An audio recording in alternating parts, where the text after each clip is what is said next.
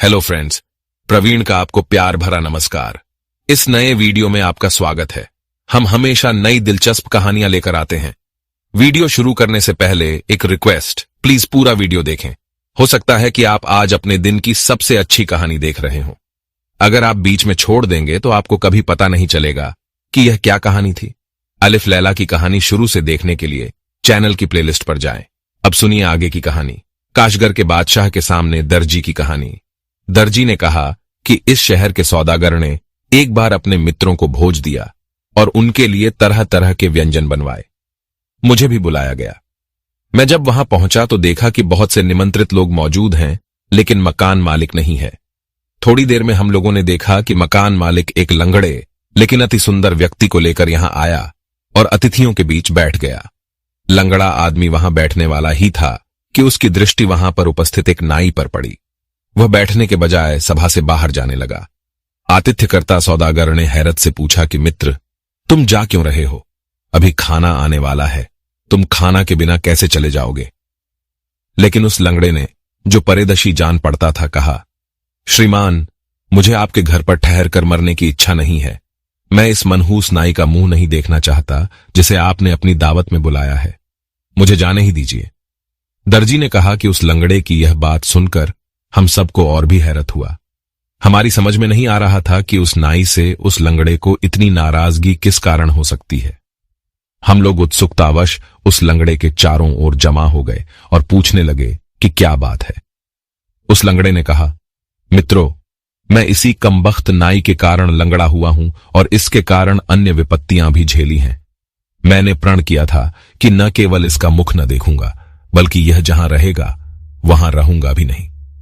मैं बगदाद का रहने वाला हूं। मैंने बगदाद शहर इसीलिए छोड़ा कि यह वहां रहता था। अपने शहर को छोड़कर मैं यहां आया, लेकिन यह मेरी जान का दुश्मन यहां भी मौजूद है। इसीलिए अब मैं इस सभा या इस शहर में बिल्कुल नहीं ठहर सकता। मुझे आप लोग माफ करें। मुझे यह देश छोड़ना पड़ेगा, वरना यह दुष्ट न जाने मेरी क्या क्या दुर्गति करेगा। यह कहकर लंगड़ा अतिथि गृह मालिक की इजाजत के बगैर ही सभा से बाहर जाने लगा। हम लोगों ने उसे दौड़कर रोका और दूसरे मकान में ले जाकर खाना कराया। फिर गृह मालिक ने कहा कि कृपा पूर्वक हमें यह बताएं कि इस नाई ने आपके साथ क्या दुष्टता की है। वह बड़ी मुश्किल से यह कहानी कहने को तैयार हुआ, लेकिन कहानी सुनाते समय नाई की ओर पीठ करके बैठ गया। नाई भी सिर झुकाए हुए चुपचाप सब कुछ सुनता रहा। लंगड़े ने अपना वृत्तांत इस प्रकार कहा। लंगड़े आदमी की कहानी। मेरा पिता बगदाद के सम्मानित व्यक्तियों में से था और हम लोग आनंद पूर्वक वहां रह रहे थे। मैं अपने पिता का अकेला बेटा था। जिस समय मेरे पिता की मृत्यु हुई, उस समय तक मैं न केवल विद्याध्ययन पूरा कर चुका था, बल्कि व्यापार के काम में भी प्रवीण हो गया था। मेरे पिता ने अपने जीवन काल ही में अपनी संपत्ति मेरे नाम कर दी थी। मैं धन के व्यय में होशियारी से काम लेता था। शहर निवासी मुझे बहुत चाहते थे। हालांकि मेरी यौवन की हालत थी, तथापि मैं स्त्रियों के व्यवहार और उनकी मोहब्बत से अनभिज्ञ था। मुझे स्त्रियों से मिलने में लज्जा भी लगती थी।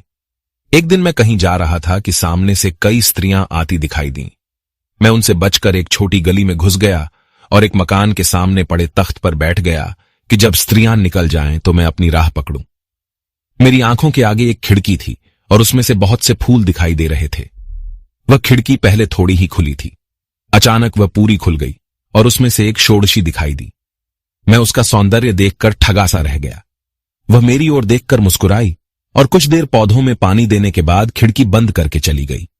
कहां तो मैं स्त्रियों से भागता था और कहां उस सुंदरी के चले जाने से इतना दुखी हुआ कि अचेत हो गया। जब होश आया तो देखा कि शहर का बड़ा काजी बड़े समारोह के साथ उस मकान में प्रविष्ट हुआ।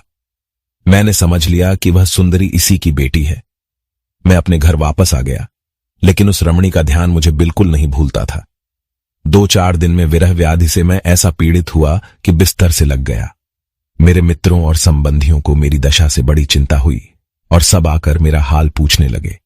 मैंने लज्जावश उन्हें कुछ न बताया। इस पर वे हकीम को ले आए, लेकिन उस हकीम तथा अन्य हकीमों की दवाओं से मुझे कोई लाभ न हुआ। मेरी दशा क्षय के रोगी की तरह निरंतर बिगड़ती गई। एक दिन एक बुढ़िया मुझे देखने को आई। यह वृद्धा मेरे कुछ संबंधियों की परिचिता थी। उसने बड़े ध्यानपूर्वक मेरा सिर से पांव तक निरीक्षण किया, लेकिन किसी रोग के लक्षण मुझ में नहीं पाए। वह कुछ सोचती रही, फिर उसने अन्य लोगों को वहां से हटा दिया और कहा कि मैं एकांत में इसको देखकर बताऊंगी कि क्या रोग है। जब सब लोग चले गए तो बुढ़िया ने धीमे स्वर में मुझसे कहा, देखो, तुम्हारे रोग को मैं भली तरह पहचान गई हूं। तुम्हें किसी प्रकार का कोई शारीरिक रोग नहीं है। तुम किसी सुंदरी पर मोहित हो और लज्जावश किसी से अपना राज नहीं कहते। इसी से तुम्हारी ऐसी दशा हुई है। अगर तुम मुझसे सारी बात साफ साफ बताओ और अपनी प्रेयसी का पता ठिकाना बताओ तो मैं तुम्हारी सहायता करूं। मैं केवल एक ठंडी सांस भरकर रह गया, क्योंकि संकोच ने मेरी जबान बंद कर रखी थी। लेकिन बुढ़िया मेरे पीछे पड़ गई कि ऐसी हालत में लज्जा ठीक नहीं है और अपने हितचिंतकों की सहायता लेनी ही चाहिए। बुढ़िया के इतना कहने सुनने से मेरी झिझक भी खुल गई और मैंने उससे अपने दिल का हाल कहकर कहा कि अगर तुम्हारी मध्यस्थता से मुझे एक बार वह देखने को भी मिल जाए और उसे मेरे प्रेम का हाल मालूम हो जाए तो मेरा जीवन सफल हो जाए। बुढ़िया बोली, बेटे, जिस रूपसी की बात तुम कर रहे हो वह शहर के बड़े काजी की बेटी है। इसमें संदेह नहीं कि उस जैसी सुंदर और मनमोहिनी औरत सारे बगदाद में शायद ही कोई हो। लेकिन वह लड़की और उसका पिता दोनों ही महागर्वीले और कटुभाषी है। बड़ा काजी अपनी पुत्रियों को घर के अंदर ही बंद रखता है। उसने उन्हें आज्ञा दी है कि अगर जरूरीतावश बाहर भी निकलो तो किसी आदमी की ओर न देखना। जब वे बाहर जाती हैं तो उनकी आंखों पर पट्टियां बांध दी जाती हैं और दासियां उनका हाथ पकड़कर गलियों में से निकलती हैं जैसे अंधों को ले जाते हैं। ऐसा अजीब हाल है उनके पिता का। अच्छा होता यदि तुम किसी और औरत के हर आकृष्ट हुए होते। मैं यह सुनकर चुप हो रहा। मेरी निराशा देखकर बुढ़िया ने कहा, यह जो मैंने तुमसे कहा है पूर्वाग्रह भी हो सकता है। संभव है सफलता की कोई राह निकल आए। सब कुछ भगवान की इच्छा पर निर्भर है। देखो, मैं जाकर अपनी सी कोशिश करती हूं। यह कहकर बुढ़िया चली गई। 2-4 दिन बाद वह फिर आई और मुझसे कहने लगी, बेटा, मैं पहले ही कहती थी कि वह औरत अत्यंत मानिनी और गर्वीली है। मैंने उसे बहुत समझाया बुझाया, लेकिन इसका उस पर कुछ असर न हुआ। जब मैंने तुम्हारी बीमारी की बात की तो वह चुपचाप रही, लेकिन जब मैंने तुमसे भेंट करने के लिए उससे कहा तो वह बिगड़ पड़ी और मुझसे कहा कि तुम बड़ी बदतमीज हो। अगर ऐसी बेशर्मी की बातें तुमसे सुनूंगी तो तुम्हें धक्के मारकर निकाल दूंगी। यह कहकर भी बुढ़िया ने मुझे धीरज दिया और कहा कि परेशान होने की जरूरत नहीं, मैं अपना प्रयत्न जारी रखूंगी। यह कहकर वह चली गई। उसके इतना दिलासा देने पर भी मेरी निराशा कम न हुई और मेरी शारीरिक दशा पहले से खराब होने लगी। बीच बीच में बुढ़िया आती और उससे बातें करके मुझे किंचित धैर्य होता। एक दिन जब वह आई तो मेरे पास कई रिश्तेदार स्त्रियां बैठी थीं। बुढ़िया ने मेरे कान में कहा कि मैं तुम्हारे लिए खुशखबरी लाई हूं। यह सुनकर मुझ में नई शक्ति का संचार हुआ और मैं वृद्धा को लेकर बगल वाले कमरे में चला गया ताकि उसका लाया हुआ समाचार सुनूं। बुढ़िया ने कहा, कल सोमवार था। मैं उस सुंदरी के पास गई। वह खुश मुद्रा में थी और मैंने सोचा कि काम बन सकता है। मैंने अपनी दशा बड़ी दुखपूर्ण बनाई और कुछ देर में आंसू बहाने लगी। उसने पूछा कि अम्मा, क्या बात है, तुम रो क्यों रही हो? मैंने कहा, क्या कहूं, मैं उस आदमी की दशा सोचकर रो रही हूं। वह बेचारा अब तक रो रहा है और तुम्हारे प्रेम के कारण मृत्यु के समीप जा पहुंचा है और तुम इतनी कठोर हृदया हो कि उसकी जान लेने पर तुली हो। वह कहने लगी, तुम क्या बक रही हो? मैं उसे जानती भी नहीं तो उसकी जान क्यों लूंगी? तुम बेकार के आरोप मुझ पर न लगाया करो।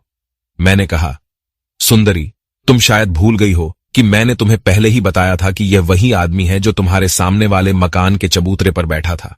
तुमने खिड़की खोली थी और वृक्षों पर पानी दिया था।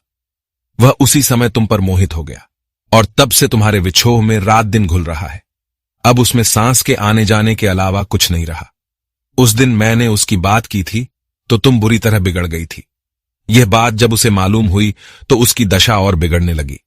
अब अगर तुम्हारी कुछ कृपा हो तो शायद वह बच जाए, वरना तो उसे गया ही समझो।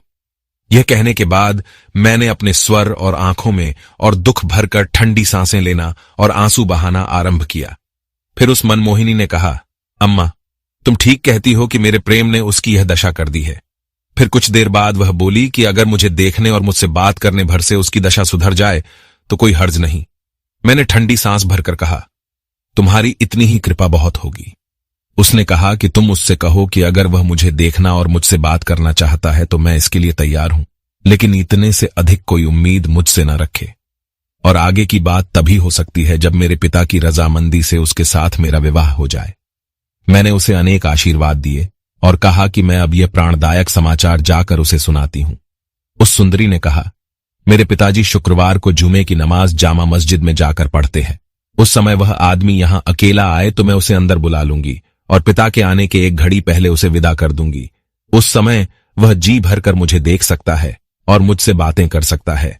जब बूढ़िया ने यह सब बातें मुझसे कहीं तो मैं खुशी से पागल हो गया। मुझ में जैसे नई जीवनी शक्ति आ गई। मैंने उस बुढ़िया को बार बार धन्यवाद दिया और 1000 अशर्फियां उसे इनाम में दे डाली। अगले शुक्रवार मैं जल्दी उठ गया। मैंने सोचा मैं हजामत बनवाकर अच्छे कपड़े पहनकर और इत्र लगाकर बड़े काजी के महल में जाऊं और अपनी प्रेयसी से भेंट करूं। इसलिए मैंने एक सेवक को आज्ञा दी कि किसी अच्छे नाई को बुला लाए जिससे मैं हजामत बनवाऊं। वह इसी दुष्ट नाई को ले आया जो इस समय मेरे पीछे बैठा है। इसने आते ही मुझे देखकर कहा, आप अभी हाल ही में बहुत बीमार जान पड़ते हैं। मैंने कहा कि हां, मैंने बहुत दिनों तक बीमारी से बड़ा कष्ट उठाया है और अभी हाल ही में अच्छा हुआ हूं। उसने कहा, भगवान आपको दीर्घायु करें और सदा निरोग रखें। मैंने कहा, सब उसकी इच्छा पर निर्भर है, वह जैसे चाहे वैसे रखें। इसके बाद यह बोला कि मुझे क्या आज्ञा है, मैं आपकी हजामत बनाऊं या फस्त खोलूं। मुझे गुस्सा आ गया और मैंने कहा, तुम्हारा दिमाग खराब हो गया है क्या? अभी मैं कह चुका हूं कि मैं लंबी बीमारी से उठा हूं। फस्त खुलवाकर और खून निकलवाकर क्या मुझे जान देनी है?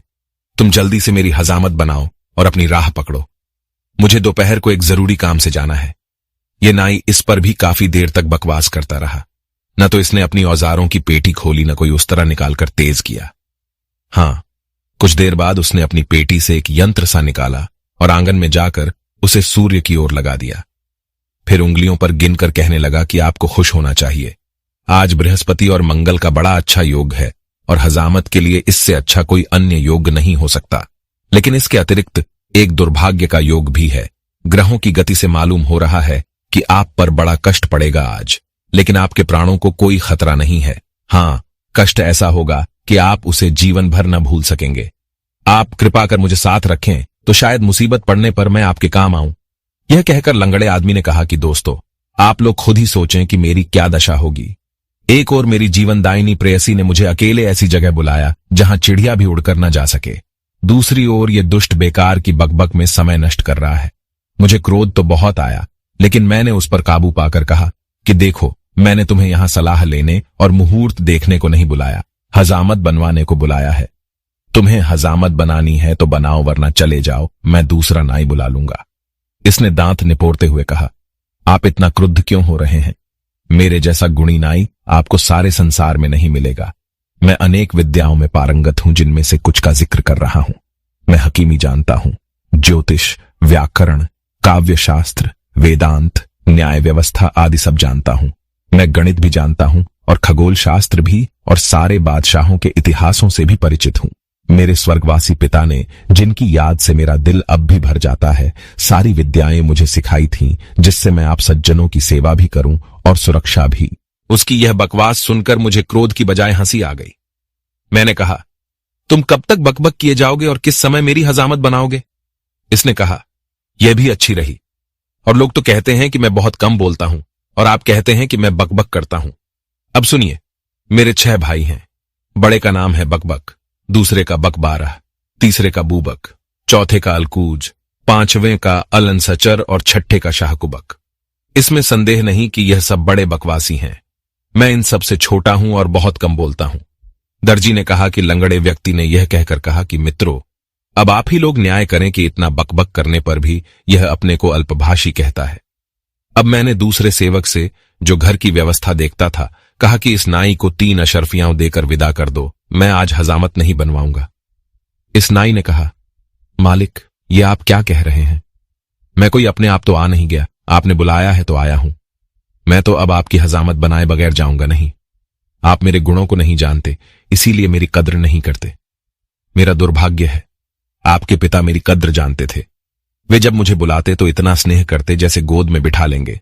अपने साथ ही मुझे खाना कराते थे और मेरी जानकारी और बुद्धिमत्ता की बातें सुनकर बड़े खुश होते थे। एक दिन उन्होंने मेरे काम से खुश होकर मुझे 100 अशर्फी और एक भारी जोड़े का इनाम दिया। यानी एक बार ही फस्त खोजने में मेरे पास इतना धन आ गया जो मेरे सारे जीवन के लिए काफी है। मुझे उनकी कृपा बहुत याद आती है। यह कहकर भी यह नाई चुप नहीं हुआ और दूसरी कहानी शुरू कर दी। मैं बड़ा दुखी हो गया कि यह तो किसी प्रकार पीछा छोड़ता ही नहीं। मैंने सोचा कि डांट फटकार का तो इस पर कुछ असर होता ही नहीं, इसे मीठी बातों से बहलाना चाहिए। मैंने कहा, भाई, तुम बहुत अच्छी बातें करते हो, लेकिन इस समय चुप रहो। जल्दी से मेरी हजामत बना दो, क्योंकि मुझे एक जगह जाना है। यह हंसकर बोला, निस्संदेह आपको कोई बड़ा जरूरी काम होगा जिसके कारण आप इतनी जल्दी कर रहे हैं। आप ये काम मुझे जरूर बताएं, बल्कि मुझे अपने साथ ले चलें, ताकि मैं हर मौके पर आपकी सहायता कर सकूं। मैं तो यह कहूंगा कि हर महत्वपूर्ण काम आप मेरी सलाह से ही करें, जैसा कि आपके पिता और पितामह किया करते थे। आप मुझे अपना नौकर बल्कि गुलाम समझिए। आप बेझिझक मुझसे अपने मन की बात कहिए। मैंने चीख कर कहा, तू बकबक करके मेरा मगज चाटे जा रहा है, भाग यहां से। यह कहकर मैं उठ खड़ा हुआ और जमीन पर पांव पटकने लगा। इस बेशर्म नाई ने फिर भी अपनी हरकतें नहीं छोड़ी। मुझे अति क्रुद्ध देखकर बोला कि आप नाराज न हो, मैं अभी आपकी हजामत बनाए देता हूं। यह कहकर इसने अपनी पेटी खोली और मेरी हजामत शुरू की। बहुत देर तक तो यह मेरे सिर पर पानी ही रगड़ता रहा, फिर थोड़ी जगह उस तरह चलाकर ठहर गया और कहने लगा कि आप न मेरे बुढ़ापे का ख्याल करते हैं, न मेरे गुणों की कद्र करते हैं। ये सब बातें अच्छी नहीं हैं। मैंने कहा, चुपचाप अपना काम करो, अधिक बोलने की जरूरता नहीं है। इसने कहा, ऐसा महत्वपूर्ण काम क्या आ पड़ा है जिसके लिए आपको इतनी जल्दी और घबराहट है? मैंने फिर बिगड़कर कहा, तू यहां हजामत बनाने आया है या दुनिया भर के झगड़ों में पड़ने? तुझे इससे क्या लेना देना कि मुझे क्या काम है?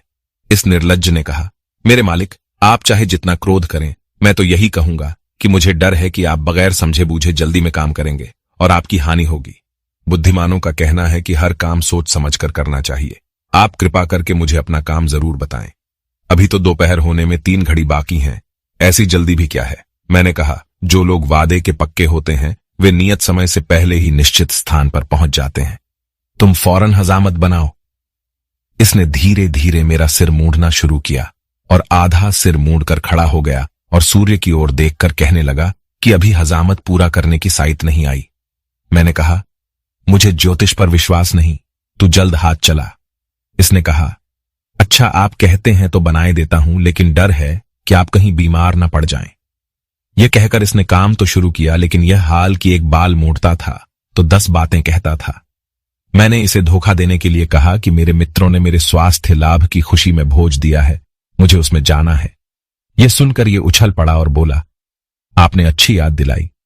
मैंने भी अपने मित्रों को खाना पर बुलाया था, लेकिन मैं भूल गया और कुछ भी तैयारी नहीं की। मैंने कहा, भाई तुम इसकी फिक्र न करो, मैं तुम्हें अपनी रसोई से पका पकाया खाना दिलवा दूंगा। पिताजी तुम्हारी बातों से खुश होकर इनाम देते थे, मैं तुम्हें उनसे बढ़कर इनाम दूंगा, मगर इस शर्त पर कि तुम चुप रहो। इसने कहा कि भगवान आपको खुश रखे, लेकिन न जाने आपका दिया हुआ सामान काफी होगा या नहीं। मैंने कहा कि 6 भुने हुए मुर्ग हैं, तरह तरह के मांस के पकवान तथा अन्य खाद्य सामग्री है। 70-80 आदमियों के लिए काफी खाना होगा। मैंने नौकरों से कहा कि सारा पका खाना इस कमबख्त को दे दो और शराब की सुराहियां भी। इसने कहा कि कुछ फलों को देने की कृपा करें। मैंने कहा, इसे फल भी दे दो, लेकिन इसकी दुष्टता का आखिर नहीं हुआ। इसने हजामत आधी ही छोड़कर हर चीज को परखना शुरू किया और काफी देर लगा दी। फिर मैंने डांटा तो आकर हजामत बनाने लगा, लेकिन कुछ ही देर में उस तरह को रखकर कहने लगा, आपके स्वर्गीय पिता ने मुझे कभी धनाभाव न होने दिया, लेकिन भगवान की कृपा से आप भी मेरे कद्रदान हैं और मुझे किसी चीज की कमी नहीं रहेगी। मैंने तो आपके पिता के अलावा किसी के आगे हाथ न फैलाया। मैं कोई ऐसा वैसा आदमी नहीं हूं। देखिए, एक आदमी जो नाइयों का दलाल था, बड़ा अच्छा नाचता गाता था, उसे हम लोग झिंझोटी कहते थे। एक आदमी था जिसका नाम शावल था, वह गलियों में घूम घूम कर भुने चने बेचता था। एक शातिर था जो बाकला और दूसरी तरकारियां बेचने का धंधा करता था। एक आदमी था आबूबकर, वह गलियों में पानी छिड़कने का काम किया करता था। ये सब बड़े अच्छे आदमी थे और मेरी तरह कम बोलने वाले थे, जिसकी वजह से बड़े सफल रहे। और हां, एक कासिम भी था जो खलीफा के यहां प्यादागिरी करता था। अब मैं झिंझोटी भाई का एक मशहूर गीत आपको सुनाऊंगा और उसका नाच भी दिखाऊंगा। यह कहकर इसने उठकर नाचना गाना आरंभ कर दिया। मैंने इसे बहुत डांटा फटकारा, लेकिन इसने पूरा गीत सुनाकर ही दम लिया। फिर कहने लगा, अब मैं अपने मित्रों को खाना कराऊं, फिर आकर आपकी हजामत बनाऊंगा। बल्कि आप भी ऐसा कीजिए कि अपने मित्रों की दावत छोड़िए और मेरे यहां चलकर मेरे मित्रों के साथ खाना कीजिए। मुझे क्रोध तो बहुत था, लेकिन मैं इस मूर्खता की बात पर हंस पड़ा और बोला कि किसी और दिन मैं तुम्हारे दिन खाना के लिए आऊंगा। यह जिद करने लगा कि आज ही चलिए। मैंने डांट कर कहा कि आज मैं किसी प्रकार नहीं जा सकता। फिर यह कहने लगा कि मुझे ही अपने साथ ले चलिए। यह खाना मैं अपने घर ले जाकर अपने मित्रों को खिला दूं, फिर आकर आपके साथ आपके मित्रों की दावत में चलूंगा। आप क्या वहां अकेले जाते अच्छे लगेंगे? मैं अपने मन में बड़ा दुखी हुआ। मैंने दिल ही दिल में रोकर कहा कि हे भगवान, इस दुष्ट नाई से मेरा पीछा किस प्रकार छूटेगा। फिर मैंने इससे कहा, तुम तुरंत मेरी हजामत बनाकर अपने घर जाओ और अपने मित्रों को खिलाओ पिलाओ। मेरे मित्र अकेले मेरा ही इंतजार कर रहे हैं, वे किसी को मेरे साथ अतिथि नहीं बनाना चाहते। मैं तुम्हें ले गया तो शायद मुझे भी उस दावत में न बैठने दिया जाए। इसने कहा, आप भी खूब मजाक करते हैं। जब आपके मित्र हैं तो आपके साथ एक और आदमी के आने पर उन्हें क्या आपत्ति होगी? फिर मैं तो बड़ा सुभाषी हूं, मेरे जाने से आपके सभी मित्रों को बड़ी खुशता होगी। लंगड़े आदमी ने कहा कि मित्रों, इसकी यह बात सुनकर मैं बिल्कुल निराश हो गया कि आज का सारा मामला तो इसने चौपट कर दिया। यह भी सोचा कि इसको बिगड़ने से भी कोई लाभ नहीं। मैंने इसकी बात का कुछ उत्तर न दिया। इतने में जुम्मे की नमाज की पहली अजान हुई। मैं चुप हो रहा तो इसने भी अपना काम शुरू किया और थोड़ी ही देर में हजामत पूरी कर दी। फिर मैंने इससे खुशतापूर्वक कहा कि तुम मेरे नौकरों से खाने पीने का सामान उठवाकर अपने घर जाओ और अपने मित्रों को खिलाओ पिलाओ, फिर आ जाना तो मैं तुम्हें दावत में ले चलूंगा। यह किसी तरह मेरे घर से टला तो मैं जल्दी से नहाकर और नए कपड़े पहनकर दूसरी अजान की प्रतीक्षा करता रहा ताकि मेरी प्रेमिका का पिता नमाज को चला जाए तो मैं वहां पहुंचूं। दूसरी अजान होते ही मैं घर से चला, लेकिन यह दुष्ट वहीं गली में छुपा था और मेरे पीछे चुपचाप चलने लगा। जब मैं काजी के घर के सामने पहुंचा तो देखा कि यह अभागा भी पीछे चला आ रहा है। मैं बड़ा चिंतित हुआ, लेकिन उस अवसर पर कुछ कहना सुनना भी उचित नहीं था। वहां जाकर देखा कि बड़े काजी के घर का मुख्य दरवाजा आधा खुला है। मुझे आता देखकर वह बूढ़िया जो वहां प्रतीक्षारत थी दौड़ी आई और मुझे मेरी प्रेमिका के पास ले गई। हम लोग प्रेम और दोस्ती से बातचीत कर ही रहे थे कि बाहर कई मनुष्यों के बोलने की आवाज आई। मैं और मेरी प्रेमिका दोनों खिड़की के बाहर देखने लगे। सबसे पहले देखा कि काजी नमाज पढ़कर वापस आ रहा है। फिर इस नाई को भी देखा कि सामने वाले मकान के उसी तख्त पर बैठा है जहां मैं बैठा था। मुझे दोनों ही को देखकर डर लगा। मेरी प्रेयसी ने मुझे घबराया देखा तो तसल्ली दी और पहले से तय की हुई एक जगह दिखाई कि जरूरीता पड़ने पर यहां छुप जाना। क्या बताऊं, उस दिन इस दुष्ट नाई के कारण मुझ पर ऐसी विपत्ति पड़ी जिसका वर्णन नहीं कर सकता। जिस समय काजी अपने घर पहुंचा उसी समय एक अधीनस्थ कर्मचारी ने किसी नौकर को किसी बात पर मारा। वह नौकर बड़ी जोर से चिल्लाया। उसकी चीख पुकार सुनकर तख्त पर बैठा हुआ यह कमबख्त समझा कि मुझ पर मार पड़ रही है और यह अपने कपड़े फाड़कर और सिर में धूल डालकर चीख पुकार करने लगा और आसपास के लोगों को बुलाने लगा। उन्होंने आकर पूछा कि क्या बात है, तो इसने रोते हुए सिर्फ इतना कहा कि इस मकान के लोग मेरे मालिक को मार रहे हैं। इसके बाद यह दौड़ा हुआ मेरे घर पहुंचा और मेरे सगे संबंधियों और नौकरों चाकरों से भी यही कहा। वे बेचारे भी यह सुनकर दौड़ आए। काजी के मकान के सामने भीड़ लग गई और लोग चीखने चिल्लाने और दरवाजा भड़भड़ाने लगे। काजी ने अपने एक सेवक से कहा कि बाहर जाकर देख कि यह लोग क्या चाहते हैं। सेवक ने बाहर आकर देखा और घबराकर अंदर जाकर कहा कि हजारों लोग जमा हैं और क्रोध में दरवाजा तोड़े दे रहे हैं। काजी खुद बाहर आया और लोगों से पूछने लगा कि क्यों शोर कर रहे हो। दरवाजे पर जमा भीड़ ने काजी की हर्षठा का भी कुछ लिहाज न किया और कहा, पापी, कुकर्मी, तूने एक बेकसूर हर्षित व्यक्ति को क्यों घर में बंद करके मारा? वह हैरान होकर बोला, न कोई बाहरी आदमी मेरे घर में है, न मैंने किसी को मारा पीटा है। अब यह मूर्ख नाई आगे बढ़ा और काजी को भद्दी भद्दी गालियां देकर बोला, तेरी बेटी मेरे मालिक पर जान देती है। उसने उसे दोपहर में मिलने के लिए बुलाया। तूने उसे अंदर पाकर बहुत मारा है। अब तू अपना भला चाहे तो तुरंत उसे छोड़ दे। काजी ने अपने गुस्से को पीकर कहा, यहां कोई तुम्हारा मालिक नहीं है, तुम लोग चाहो तो अंदर जाकर देख लो। यह सुनकर यह नाई और मेरे रिश्तेदार अंदर घुस गए और एक एक कमरे में जाकर देखने लगे। मैं अपनी बदनामी और काजी के क्रोध के भय से वहां रखे एक खाली संदूक में घुस गया और मेरी प्रेमिका ने उसे बंद करके कुंडी लगा दी। यह नाई ढूंढता हुआ आया और संदूक की कुंडी खोलकर ढक्कन जरा सा उठाकर देख लिया कि मैं उसमें हूं। फिर इसने संदूक अपने सर पर रख लिया और बाहर भागा। काजी के नौकर चाकर इतने घबराए हुए थे कि किसी ने रोक टोक नहीं की। जब यह संदूक लेकर भाग रहा था तो रास्ते में ढक्कन खुल गया और मैं संदूक से बाहर जा गिरा। मैं मुंह छुपाकर अपने मकान की ओर भागने लगा। यह नाई और बहुत से लोग मेरे पीछे दौड़े आए थे। इसी परेशानी में एक नाले को छलांगते समय मेरा पैर फिसला और मैं उसमें इतनी बुरी तरह गिरा कि मेरा पांव टूट गया। लेकिन उस समय मुझे पांव की चिंता न थी। मैं गिरता पड़ता भागने लगा। जब भीड़ मेरे पास पहुंचती तो मैं जेब से मुट्ठी भर सिक्के उसकी ओर फेंकता। वह लोग सिक्के उठाते, तब तक मैं और आगे भागता। काफी दूर निकल जाने पर भीड़ ने मेरा पीछा छोड़ दिया, लेकिन यह दुष्ट नाई बराबर बकवास करता हुआ मेरे पीछे लगा रहा। यह बराबर चिल्लाकर कह रहा था, देखिए मैंने आपका कितना एहसान किया है और आपके लिए कितना कष्ट झेला है और किस तरह आपको काजी के हाथ से बचाया है। मैंने पहले ही कहा था कि अगर मुझे साथ न ले चलेंगे तो बड़ी मुसीबत में फंसेंगे। ये जो कुछ हुआ आपकी बुद्धि की कमी के कारण हुआ और आप फिर बड़ी भूल कर रहे हैं कि मुझसे भाग रहे हैं। आप मुझसे भागेंगे तो फिर मुसीबत में पड़ेंगे। यह पापी इसी प्रकार बकवास करता हुआ आ रहा था। सारे सुनने वाले समझ गए कि मैं किस काम के लिए गया था और सभी मुझे देखकर हंसने लगे थे। सभी लोग मेरी खिल्ली उड़ा रहे थे।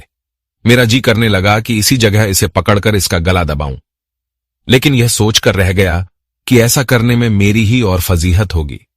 लोग बराबर मेरा मजाक उड़ा रहे थे और यह बराबर बकता हुआ मेरे पीछे लगा था। मैं लाचार होकर एक बड़े घर में घुस गया। उसका मालिक मेरा परिचित था। उसके पास जाकर मैंने कहा, मित्रवर, मुझे इस राक्षस नाई से बचाओ, वरना आज यह मेरी जान ही ले लेगा। मित्र इस अचानक आई मुसीबत से परेशान तो हुआ, लेकिन उसने दरवाजे पर आकर इस नाई को डांट फटकार कर और धक्के दिलवाकर भगा दिया। फिर उसने पूछा कि आखिर बात क्या है। मैं घबराहट, थक्कन और पांव की तकलीफ से अधिक बात करने के योग्य नहीं था। मैंने उससे कहा कि मुझे तनिक सावधान हो लेने दो, फिर मैं तुम्हें सारी बातें बताऊंगा। कुछ देर बाद मैंने उसे सारा किस्सा, विशेषतः उस दिन की सारी घटनाएं ब्यौरेवार बताईं। वह हंसने लगा और बोला, अब तो वह दुष्ट भाग गया है, अब तुम खुशतापूर्वक अपने घर जाओ। मैंने उससे कहा, भाई मुझ पर कृपा करो और अपने घर से न भगाओ। अगर मैं अपने घर गया तो यह जानलेवा नाई फिर वहां पहुंच जाएगा और मुझे इतना दुख देगा कि मेरी जान ही जाती रहेगी। इसके अतिरिक्त यह बात भी है कि इस अभागे के कारण सारे शहर में मेरी ऐसी बदनामी हो गई है कि मैं यहां किसी को मुंह दिखाने के योग्य नहीं रहा हूं। मित्र मेरी बात सुनकर चुप हो रहा। मैं कुछ दिनों तक उसके घर में रहा और वहां छुपे छुपे अपने गुमाश्तों को बुलाकर अपनी संपत्ति का प्रबंध कर दिया। जब पांव का घाव ठीक हो गया तो लंगड़ाता हुआ, क्योंकि हड्डी टूटने के कारण मैं सारी उम्र के लिए लंगड़ा तो हो ही गया था, बगदाद को छोड़कर इस शहर में आ बसा। मुझे उम्मीद थी कि यहां इस नाई से छुटकारा मिलेगा, लेकिन मेरे दुर्भाग्य से यह यहां भी मौजूद है। मित्रों, आप लोग स्वयं विचार कर देखें कि इस कमबख्त ने मुझ पर क्या क्या मुसीबत नहीं डाली। उस चंद्रमुखी से जो मुझसे विवाह करने को राजी थी, मैं हमेशा के लिए बिछुड़ गया। अपने शहर में किसी को मुंह न दिखा सकने के कारण वहां से भागने को बेबस हुआ और जीवन भर के लिए लंगड़ा हो गया, वह अलग। यह कहने के बाद वह लंगड़ा सभा से चला गया। सभी लोग उसकी दुर्भाग्यपूर्ण कथा सुनकर बड़े प्रभावित हुए। सबने उस नाई से पूछा कि इसने जो बातें कहीं क्या वे बातें सच हैं। अगर उसका वृत्तांत सच है तो निस्संदेह तू महामूर्ख और खतरनाक आदमी है और तुझे इसकी अच्छी तरह सजा मिलनी चाहिए।